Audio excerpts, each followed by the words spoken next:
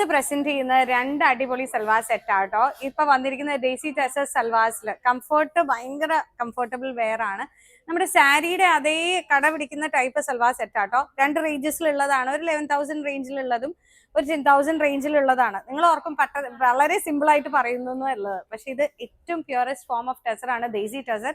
അതിൽ digital print plus hand work എന്ന് പറയുമ്പോൾ ഇഷ്ടം പോലെ വാല്യൂ അഡീഷൻസ് ആണ് അതിലേക്ക് വന്നിരിക്കുന്നത് കേട്ടോ.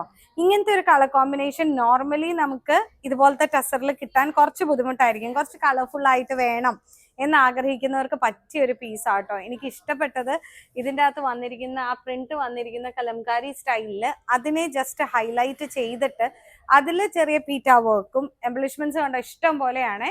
അതുപോലെ മിറർ വർക്ക്സും വരുന്നത്. നമ്മുടെ ഇഷ്ടം പോലെ ഡിസൈൻസിന് പറ്റിയ കളക്ഷൻസ് അല്ലേ എന്ന് നിങ്ങൾ തന്നെ ഒന്ന് പറയണം കേട്ടോ. ദുപ്പട്ടയാണേലും കണ്ടോ ഹൈലൈറ്റഡ് ആണ്, നല്ല ഭംഗിയുണ്ട് കാണാൻ. നെക്സ്റ്റ് പീസ് വരുന്നത് ഡിജിറ്റലി പ്രിന്റഡ് തന്നെ, കുറച്ചുകൂടെ സട്ടിൽ ആയിട്ടുള്ള ഷെയ്ഡ്സ് മതി. ക്രോസ് സ്റ്റിച്ച് ഇഷ്ടമായിട്ടുള്ളവർക്ക് പറ്റിയൊരു പീസാണ്. ദാമനിലാണ് ആ ക്രോസ് സ്റ്റിച്ച് എംബ്രോയിഡറി വന്നിരിക്കുന്നത്. നന്നായിട്ട് അതിങ്ങനെ സിങ്ക് ആയിട്ട് പോകുന്നുണ്ട്. ആ ഡിജിറ്റൽ പ്രിന്റ് വന്നിരിക്കുന്നതും അതുപോലെ തന്നെയുള്ള കളർ കോമ്പിനേഷനിൽ എംബ്രോയിഡറി വന്നിരിക്കുന്നതാണ് അതിന്റെ പ്രത്യേകത.